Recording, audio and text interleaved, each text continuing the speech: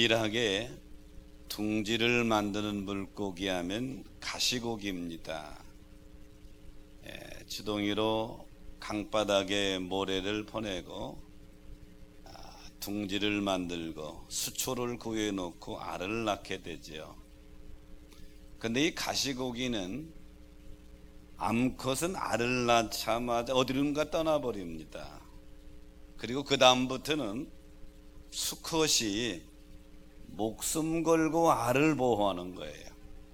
다른 큰 고기들이 알을 먹으려고 오면 목숨 내놓고 싸우는 거예요. 그리고 알에 산소를 공급하기 위해서 보통 15일 만에 부화하는데 15일 동안 열심히 지느러미로 알 있는 곳에 산소를 공급합니다. 그러다가 알이 부화될 무렵 둥지 옆에서 수컷 가시고기는 죽게 되죠. 생을 마감하게 됩니다. 이런 전 과정을 알지 못하는 막 태어난 치어들, 가시고기 치어들은 자기들 앞에 죽어 있는 이 아비의 살을 뜯어 먹으면서 자라게 되죠. 어쩌면 이 모습이 우리들의 모습이 아닌가 그런 생각을 해봅니다. 하나님은 독생자 예수 그리스도를 보내셔서 십자가에서 죽게 하심으로 구속의 길을 열어놓으셨습니다. 그리고 핏값으로 세운 교회를 세워주시고 이 교회를 통하여 성도들의 영혼을 보호하시고 인도해 주시죠. 그런데 철없는 우리들은 치어와 같이 자신의 삶만 위해서 믿음 생활한다고 그러지만 하나님을 이용하려고 할 때가 얼마나 많은지 모르죠. 자, 오늘 본문의 말씀은 하나님이 그토록 사랑하는 이스라엘 백성들 계속 배반하고 돌아오고 배반하고 돌아오고 그런 반복되는데 그럼에도 불구하고 끝없이 하나님이 그들을 사랑하는 내용을 기록하고 있습니다.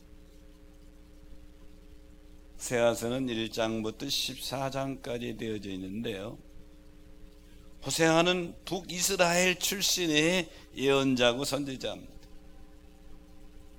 이 북이스라엘이 BC 722년 멸망하기 직전까지 약 30여 년 동안 사역했던 북이스라엘의 선지자입니다. 호세아서에 보면 총 9개의 예언이 기록되어 있는데 오늘 본문이 7번째 예언에 해당되는 부분입니다. 본문의 내용은 그렇습니다. 하나님의 사랑으로 구원받은 이스라엘 백성들이 다시 바알을 숭배하고 우상을 숭배하며 배신하지요. 그럼에도 불구하고 하나님은 그들을 끊임없이 사랑한다고 하는 하나님의 사랑의 메시지죠.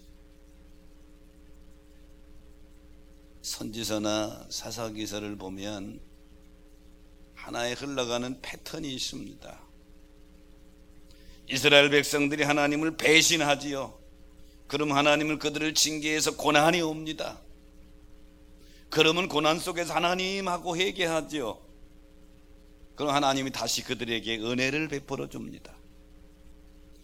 배신과 고난과 회개와 은혜, 이 사이클이 계속 이렇게 반복해 돌아가는데 오늘 본문의 말씀을 다시 배신한 내용입니다. 이스라엘이 바알을 숭배하고 있습니다. 우상을 숭배하고 있지요.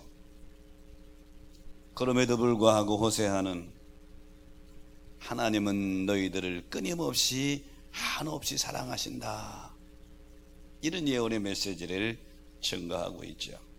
저는 오늘 본문의 말씀을 가지고 이스라엘을 향한 하나님의 사랑, 이런 제목을 잡았는데요, 이것은 우리를 향한 하나님의 사랑과 똑같은 것이죠. 이스라엘을 향한 하나님의 사랑의 첫 번째는 내 아들을 애굽에서 불러내었다, 이렇게 말씀합니다. 본문 1절에 보니까 이스라엘이 어렸을 때 내가 사랑하여 내 아들을 애굽에서 불러냈거늘, 이렇게 말씀합니다. 하나님이 이스라엘을 얼마나 사랑하시는 그 사랑의 증거로 너희를 애굽에서 불러냈다. 어렸을 때 불러냈다. 어렸을 때라고 하는 것은 이스라엘이 나라를 이루기 전에, 큰 민족을 이루기 전에, 노예 시대에, 애굽 시절에 내가 너희를 불러냈다, 그런 것이죠. 한번 생각해 봅시다. 이스라엘이 애굽에서 430년가량 살았는데요, 요셉을 모르는 다른 임금이 황제가 등장하면서 이스라엘을 노예로 부렸습니다. 자그만치 400년 이상 노예 생활을 했어요. 자유가 없습니다. 그들의 고된 노동뿐입니다. 소유도 인정하지 않습니다. 오직 그들이 할 수 있는 것은 죽도록 일하고 그러다 죽는 것입니다. 하나님이 그 애굽의 사망의 음침한 골짜기 된 그 애굽에서 너희를 불러냈다. 우리도 이 세상 살아갈 때에 이 세상 애국 같은 세상에서 영혼이 죽어간 우리를 하나님 우리를 긍휼히 여기셔서 복음을 접하게 하고 복음을 믿게 하고 우리로 하여금 예수 그리스도를 구주로 영접하도록 역사하고 불러내신 분은 하나님이신 줄로 믿습니다. 창세기 12장 1절에 보면 하나님 믿음의 조상 아브라함을 부르는 장면입니다. 너는 너의 고향 친척과 아비 집을 떠나 내가 네게 보이는 땅으로 가라. 갈대아 우르라고 하는 제약의 도성에 살고 있는 아브라함, 이 갈대아 도성에는 아브라함 말고도 수많은 사람이 살고 있는데 그 중에 아브라함을 딱 선택해서 거기서 불러내죠. 이것이 은혜인 줄로 믿습니다. 그래서 베드로는 베드로전서 2장 9절에 보면 너희는 택하신 족속이요 왕같은 제사장들이요 거룩한 나라여 그의 소유된 백성이니 이는 너희를 어두운 데서 불러냈다, 이렇게 증언하고 있어요. 사랑하는 성도 여러분, 죄악 세상에서 내가 예수 믿게 된 것, 하나님을 아바 아버지라 부르게 된 것, 이것이 하나님의 사랑인 줄로 믿습니다. 성경은 이렇게 말합니다. 고린도전서 12장 3절에 보면 성령으로 말미암지 않고는 누구도 예수를 주라고 고백할 자가 없다. 여러분, 예수 그리스도를 주님으로 고백하십니까? 그러면 이미 여러분 안에 하나님의 거룩하신 영인 성령님이 역사하신 줄 믿으시기 바랍니다. 여러분이 이 자리에 앉아 있는 것 자체가 하나님의 사랑이라 이 말이죠. 창세기 19장에 보면 소돔과 고모라 성이 제약으로 난무해서 하나님이 유황불로 멸망을 시킵니다. 유황불로 멸망시키는 중에 하나님이 천사 둘을 보냅니다. 그래서 롯과 그의 가족을 거기서 건져내게 되죠. 창세기 19장 12절로 13절에 보면 천사 둘이 와서 너에게 속한 모든 가족들, 사위나 자녀까지 빨리 다 성 밖으로 이끌어내라. 여호와께서 이곳을 멸하시려고 우리를 보내셨나니 우리가 멸하리라 그럽니다. 근데 롯이 지체합니다. 롯의 사위들이 롯이 말하는 말을 농담으로 여깁니다. 19장 16절의 새번역에 보면 이렇게 번역했습니다. 롯이 꾸물거리자 그 두 사람은, 즉 천사는 롯과 그 아내와 두 딸의 손을 잡아 끌어서 성 바깥으로 안전하게 대피시켰다.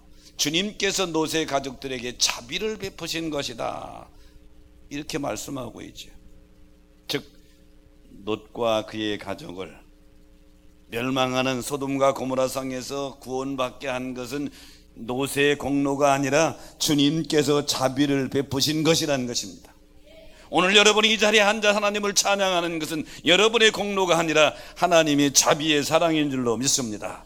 내가 오늘 이 자리에 앉아 있는 건 마찬가지지요. 요한복음 6장 44절에 보면 주님 이렇게 말씀하십니다. 내 아버지께서 이끌지 않으면 아무도 내게로 올 자가 없다.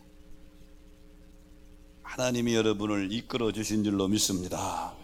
여러분의 마음을 감동하고 감화해서 이끌어 주셨다 이 말이죠. 저도 가만히 제 인생을 되돌아봅니다. 목사가 돼서 지금 38년을 사역하고 있죠.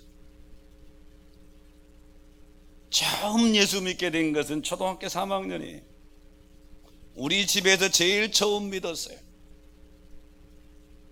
그리고 중학교까지 신앙생활하다 고등학교 때 안 나갔어요.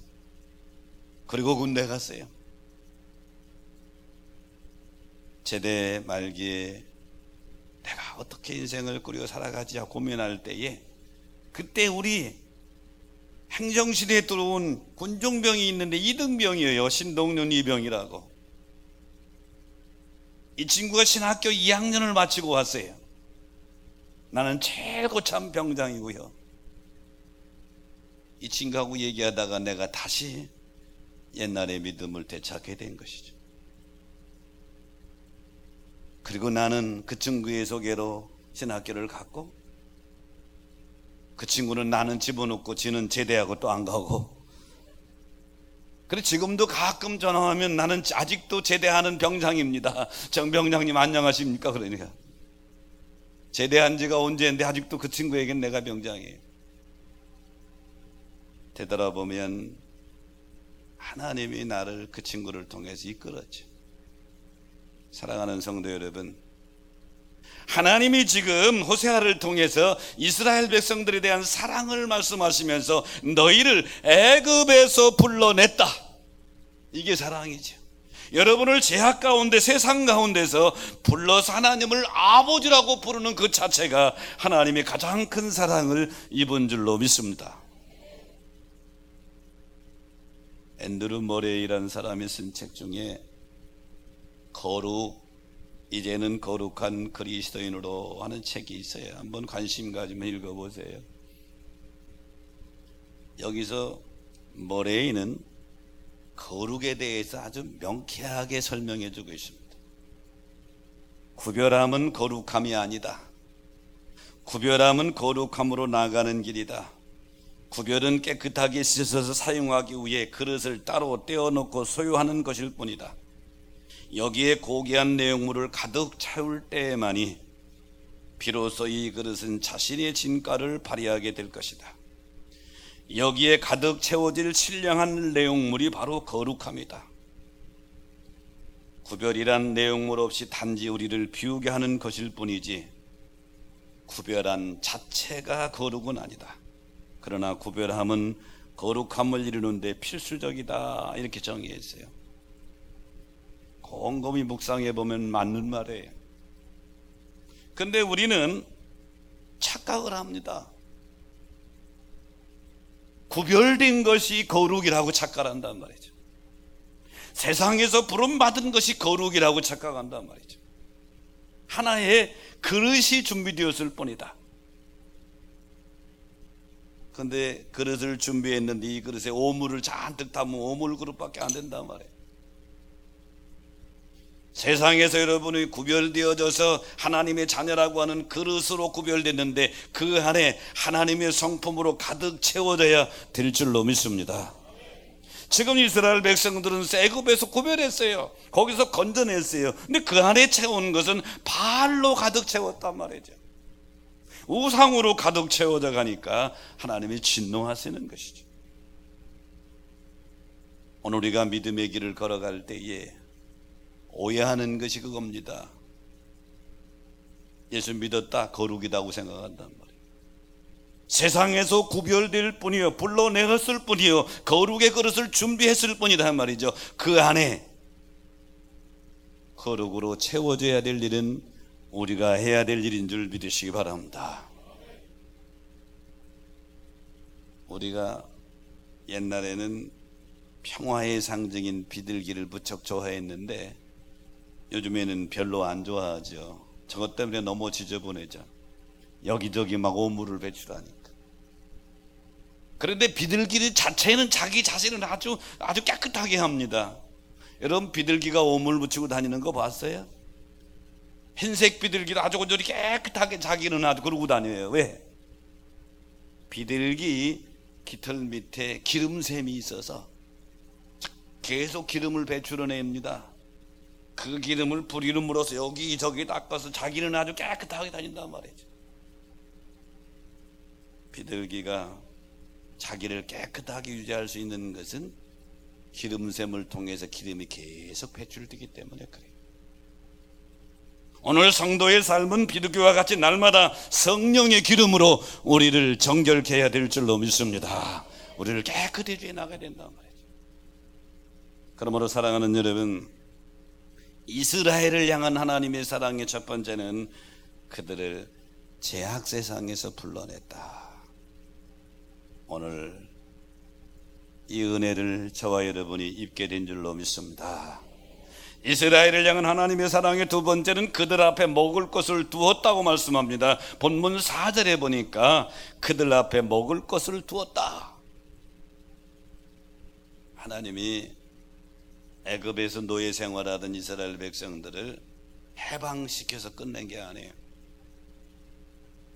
광야 40년을 가는 동안에 농사 지은 것도 아니에요. 하나님은 매일매일 그들 앞에 만나를 주셨어요. 때로는 메뚜라기를 주셨어요. 그리고 가나안 땅에 들어가서 소출을 얻게 하셨습니다. 하나님이 택하신 자기 백성들을 불러내서 그냥 내팽개진 게 아니에요. 책임지시고 이끌어 주신 줄로 믿습니다. 이 부분에 대해서 하나님이 이 땅에 오신 예수님께서 뭐라고 말씀하셨느냐 하면 누가복음 12장 27절에 보면 백합화를 한번 생각해 봐라. 실도 안 만들고 옷도 짜지 않는데 솔로몬 왕이 입었던 그 모든 영광보다도 더 훌륭하지 않느냐. 역사 이래에 최고로 호화롭게 산 왕이 솔로몬 왕이에요. 근데 솔로몬이 입은 영광보다도 들의 백합화, 하나님이 창조한 백합화를 보라는 거예요. 이것은 하나님은 자기 백성들을 책임지신다. 출애굽한 이스라엘 백성들이 신광야 느비듬에 장막을 쳤습니다. 물이 없어요. 죽을 지경이죠. 햇빛은 쨍쨍 내려지지요. 이들이 또 원망하기 시작합니다. 여기서 죽겠다. 왜 우리를 해방시켰느냐? 모세가 하나님 앞에 엎드립니다. 하나님이 모세에게 네 지팡이로 저 반석을 치라고 그러시죠. 그래서 민수기 20장 11절에 보면 모세가 손을 들어 그 지팡이로 반석을 2번 치니 물이 많이 솟아나므로 회중과 그들의 짐승이 마셨다고 그랬어요. 도저히 물이 날 수 없는 곳에 생수가 터진 것이죠. 내가 못한다고 하나님도 못하시는 게 아니에요. 하나님은 하나님의 백성들의 필요를 때에 따라 공급하시는 줄 믿으시기 바랍니다. 마태복음 6장, 요한복음 6장에 보면 유명한 오병이어의 기적을 일으키는 사건이 나옵니다. 보리떡 5개와 물고기 2마리로 5,000명을 먹이고 12광들이 남았다. 이게 계산적으로 상식적으로 이해할 수 없는 부분이지. 그런데 이 기적을 일으키기 전에 요한복음 6장 5절에 본 예수님께서 눈을 들어 큰 무리가 자기에게 오는 것을 보시고 빌립에게 우리가 어디서 떡을 사서 이 사람들을 먹이겠느냐 이렇게 물으시죠. 즉 오병이어의 기적을 일으키기 전에 주님은 배고픈 군중들을 향해서 긍휼한 시선을 베풀으셨다. 저 배고픈 사람들을 어떻게 먹이겠느냐. 빌립에게 이렇게 말씀하시고 나서 그가 가져온 도시락을 가지고 기적을 베푸시죠. 사랑하는 여러분, 이처럼 주님은 지금은 우리 삶 속에 역사하셔서 우리의 필요를 공급해 주시는 줄 믿으시기 바랍니다. 저는 교회 개척을 몇 번 했어요. 그때에 개척할 때는 기적을 참 많이 체험합니다. 하나님이 가만히 보시면 하나님이 역사할 때에 누구의 기도를 제일 잘 들어주시느냐? 예수 처음 믿고 막 뜨겁게 신앙생활하는 사람 하나님이 그들 말만 해도 들어주셔. 제가 경험한 거예요. 그리고 목사들은 개척할 때에 하나님이 생각만 해도 들어주셔. 해봤어야 알지. 제가요 84년도에 이천서 개척을 하는데 참 어렵죠.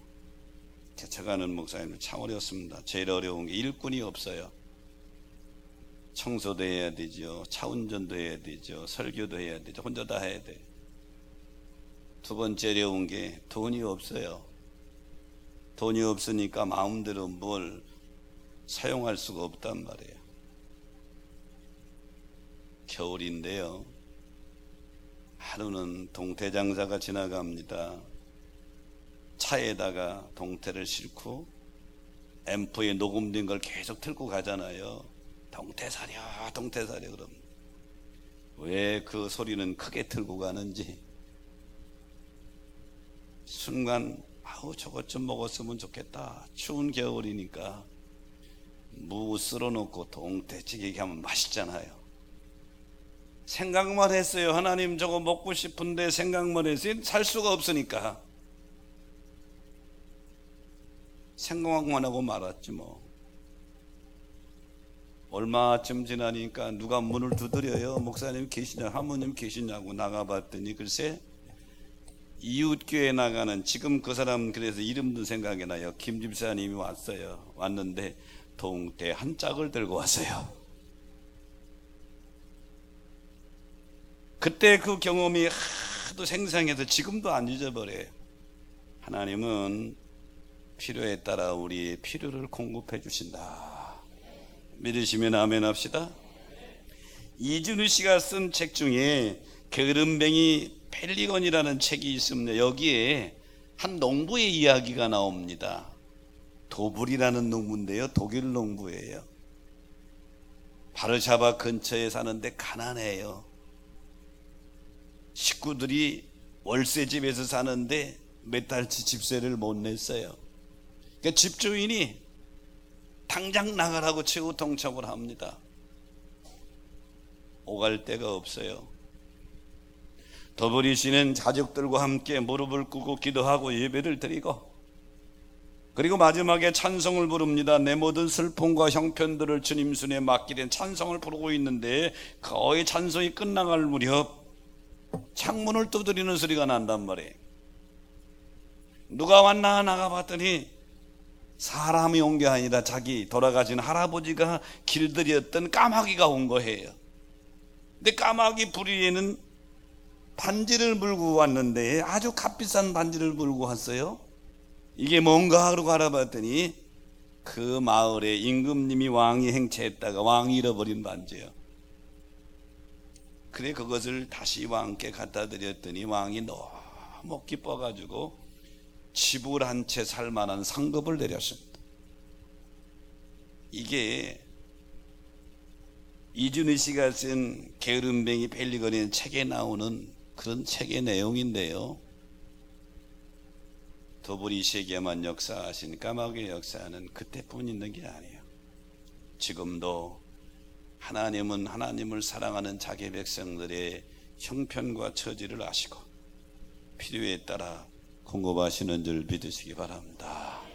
오늘 내가 이 자리에 있는 것도, 여러분이 이 자리에 앉아 있는 것도 하나님의 은혜인 줄로 믿습니다.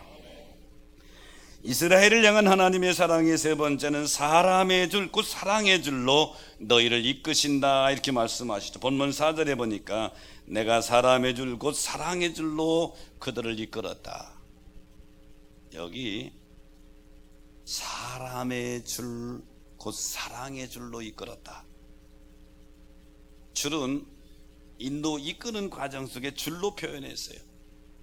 즉 사람의 줄이라고 하면 모세와 여호수아와 같은 이스라엘의 지도자를 가리키는 거예요.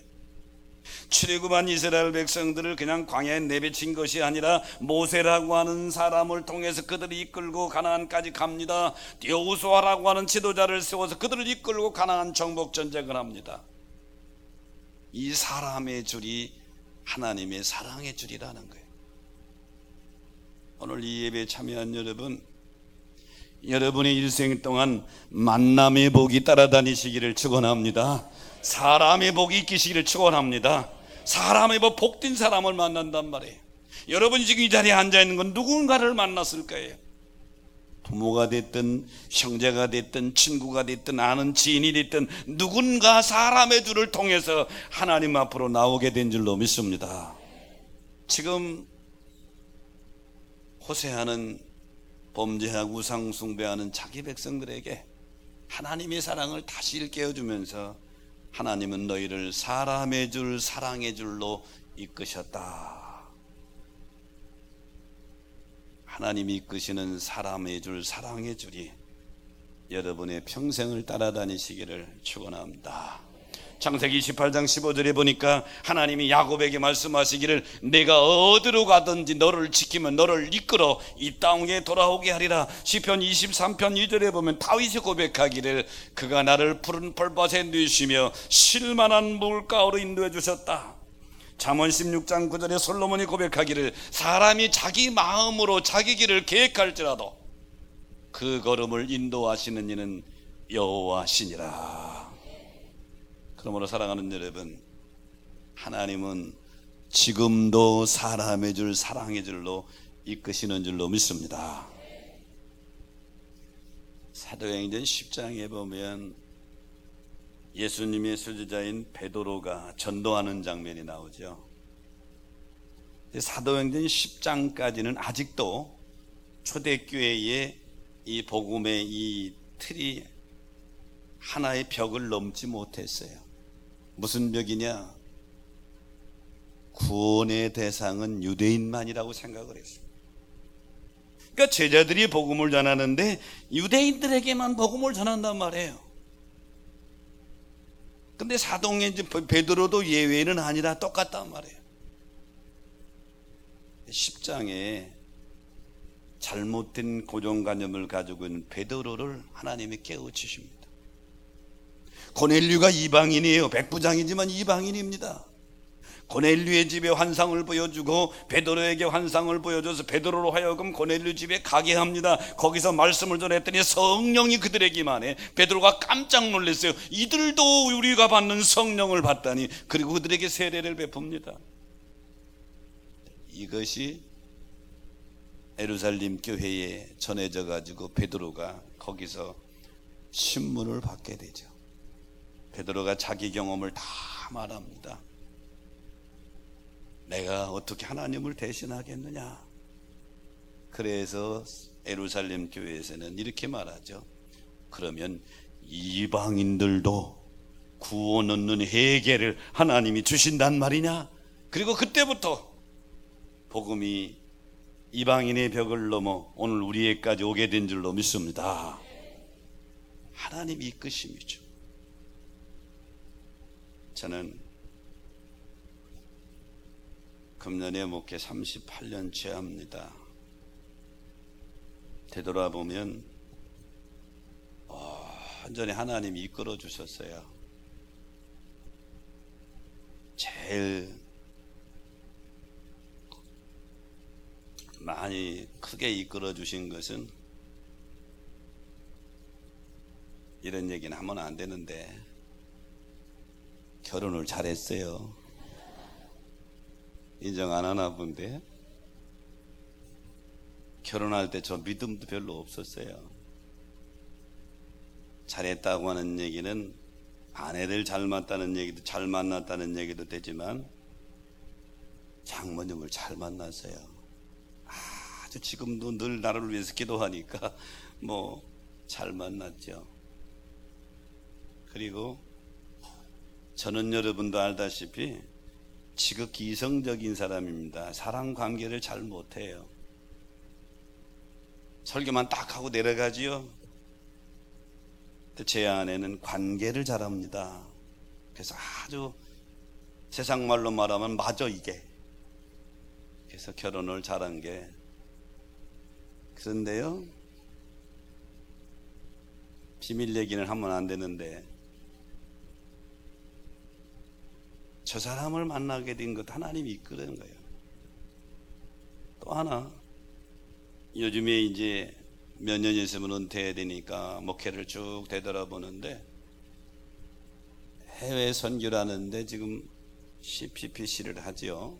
CPPC 여러분 영어로 말해 죄송한데 우리 교인들은 다 아시지. 웬만하면 제가 의도적으로 하려고 한 건 아무것도 없습니다. 기회가 된 게 필리핀의 APNT에서 대학원에서 설교학을 3학점짜리 3주를 집중 인텐시브 코스로 했지요. 그게 2년이 돼서 미얀마 갔고 그 제자들을 통해서 미얀마에서 몇 년 하다가 난 미얀마만 할 생각이 어디서 할 생각이 없었어요. 그런데 태국이 열리고 라오스가 열리고 대만이 열리고 중국은 활성화됐고요. 내가 한 것이 아니라 되돌아보면 하나님이 이렇게 나를 이끌고 가세요.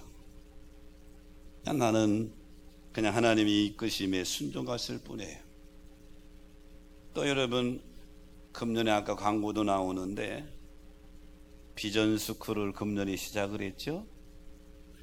여러분은 우습게 볼지도 몰라요. 학생이 6명이니까 여러분 6명으로 보이십니까? 나는 600명으로 보입니다. 아멘도 안 하지. 아직 보이질 않으니까. 믿음은 그런 거예요.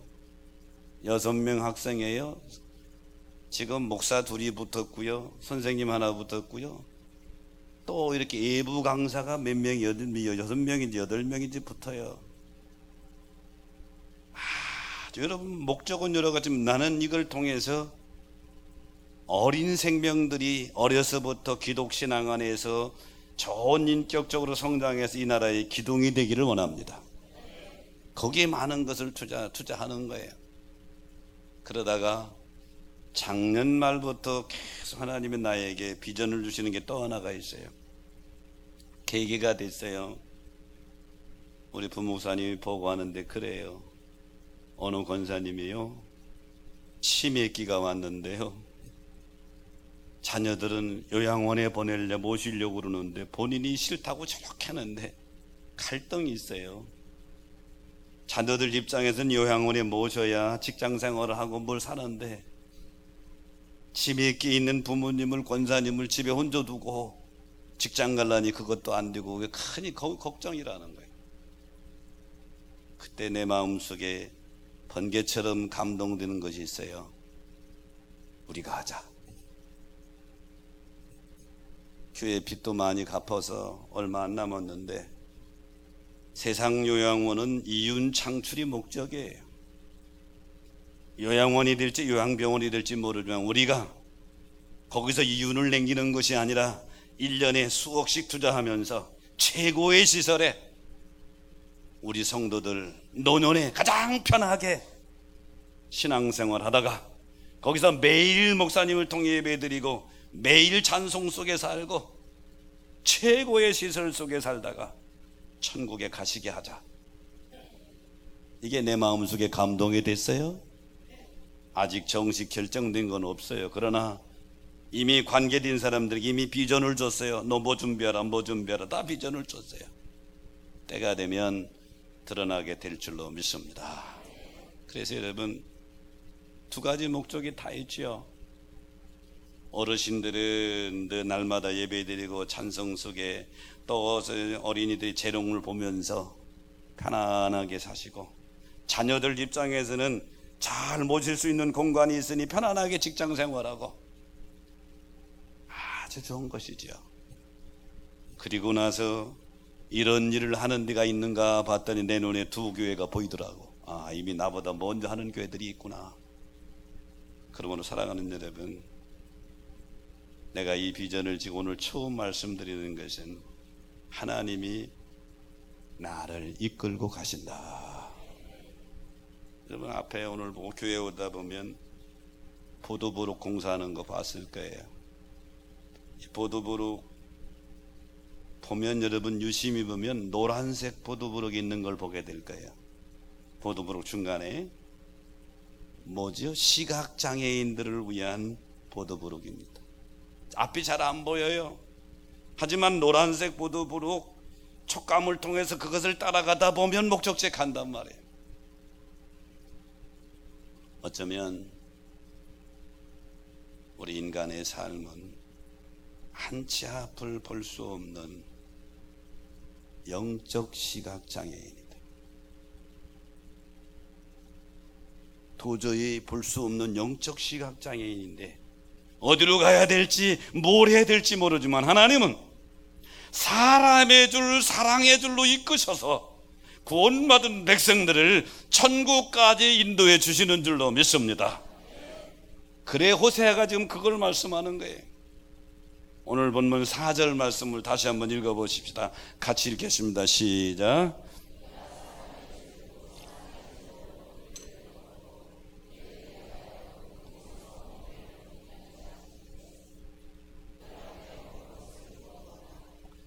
여러분 앞에 하나님이 이끄시는 사람의 줄, 만남의 복, 사랑의 줄이 계속 이어지시기를 축원합니다.